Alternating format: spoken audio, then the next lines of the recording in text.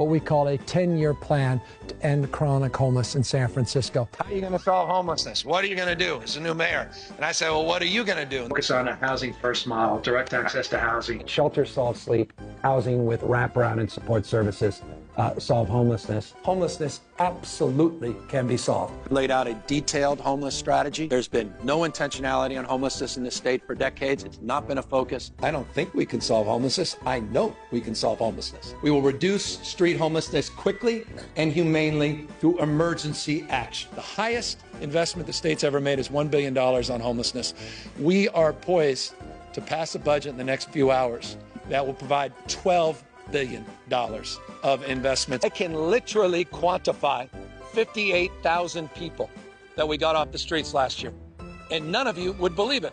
This state has not made progress in the last 2 decades as it relates to homelessness. Why? We're not interested in funding failure. We're not interested in failing more efficiently when it comes to the issue of homelessness and the crisis on the street. So this is the governor of California, the great state of California, which he's destroyed the last 4 years under his reign. He's being asked, what happened for this $24 billion that you asked us taxpayers to fix homelessness? What happened to that money? Here's the exchange. Go ahead, Rob.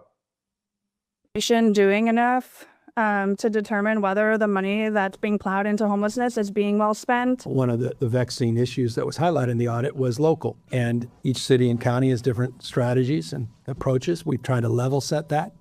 I'm sorry, Governor, I didn't hear responses to either of those questions. Do you acknowledge whether the money that the state isn't doing enough to ensure that the money is being well spent? The audit did not surprise me. The state has advanced unprecedented investments, you're correct, and unprecedented interventions demanding more accountability with state money at the local level. Yeah. What?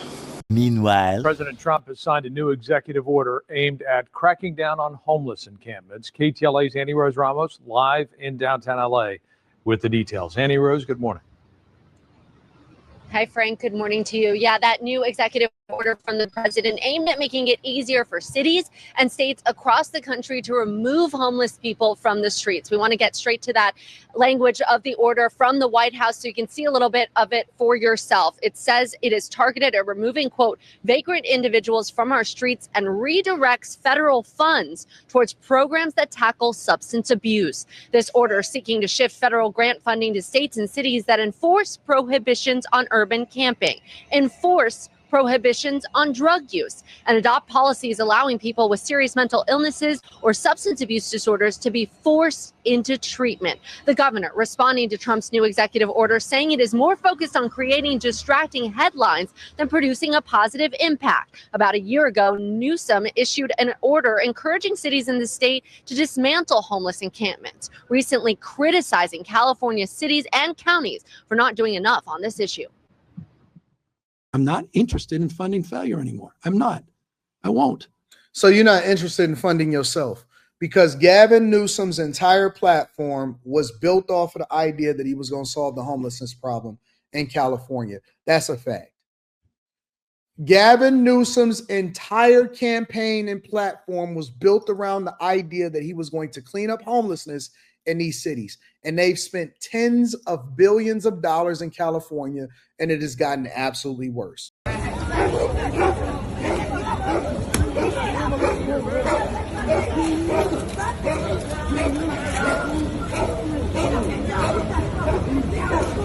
Hey, cops! Cops!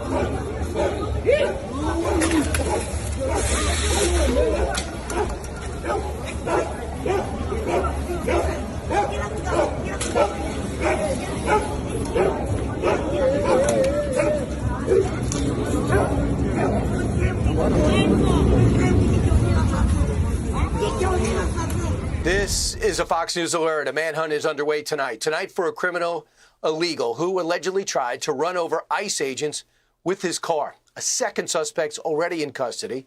Fox News national correspondent Jeff Paul is live from our West Coast bureau in the newsroom with all the details. Jeff. Well, yeah, Brian, we are learning the passenger in that vehicle has been arrested, but the search for the driver accused of trying to run over ICE agents in Colorado yesterday, well, that remains ongoing. This is the man that they're looking for, Jose Mendez Chavez. ICE telling Fox News he is in the country illegally from Mexico, has been deported 6 times, and has prior convictions for child abuse and domestic violence. Investigators say federal officers were conducting a targeted enforcement operation, looks like near a construction site in the Colorado Springs area on Thursday. That's when they say Mendez Chavez tried to ram his vehicle into federal agents. Authorities say an ICE agent then fired 3 shots into the suspect's vehicle to protect officers and agents who were on site. The 2 suspects inside then drove off and later abandoned the vehicle. One local resident had this to say while reacting to all the chaos. You know, welcome people to come here to bring their skills, talents, and find the opportunities here, but you got to do it the right way. If they're doing the job right, they've done their investigation, they've vetted it out properly, I'm all for it. And hopefully it's always going to be done peacefully so that no one is hurt. When it's time to go, you can choose how. You can wait for enforcement, or you can leave on your terms. The CBP Home app lets you self-deport with dignity, directly, and securely. Don't wait. Decide how it ends. But we're going to teach them how to run away from an alligator, okay? If they escape prison, how to run away. Don't run in a straight line. Run like this. And you know what? Your chances go up about 1%, okay? Well, right now, we're facing unprecedented assault on immigration enforcement. We got more sanctuary cities than ever before. We got more governors and mayors pushing back. And it causes less efficiency. Back in the day, one agent can arrest one criminal alien in jail. But now, since they're releasing them in our most target-rich environments, our biggest cities, LA, Chicago, New York, they're releasing hundreds a day into the street. Now we got to send a whole team, not just one, a whole team to go find somebody that want to be found. So, in a lot of roadblocks, we got all these court injunctions that are stopping us from removing people. So we're swimming uphill, but even though we got all these, roadblocks in front of us, we're getting through it. And again, we got 3 times as many criminals arrested as Biden did. So we're doing well, but we can do much better if we didn't have the sanctuary cities doing everything they can to prevent us from doing this job. Well, now you have $170 billion for immigration enforcement from this big, beautiful bill. How much does that change what you're going to be able to accomplish? And what are the biggest impacts that the American public should be prepared for? Well, it's going to give us more resources and more boots on the ground. So when we have to go to these sanctuary cities, we want to send many more agents in sanctuary cities. And the president made it clear 3 weeks ago, we're going to prioritize sanctuary cities. And not because they're blue, it's not a political thing, but because we know we got a problem there. Like the state of Florida. Every sheriff in the state of Florida works for us. So we follow the detainer to the jail, they're going to hold them, and one agent go arrest one bad guy. But in New York, we know they're releasing people every day. We know we have a problem there. So we're going to send additional resources to New York to deal with looking for people in the community and looking for people at work sites. So this money is going to ramp up immigration enforcement. It's going to ramp up deportations because it's going to buy us more beds to hold people. It's going to buy us more transportation contracts to remove people more efficiently and quicker. It's going to give us more immigration judges so hearings are done quicker. It's also going to hire more ICE attorneys to prosecute these cases quicker. But if you're not happy in the U.S., if you're complaining all the time, very simply, you can leave. You can leave right now. Come back if you want. Don't come back. It's okay too. But if you're not happy, you can leave.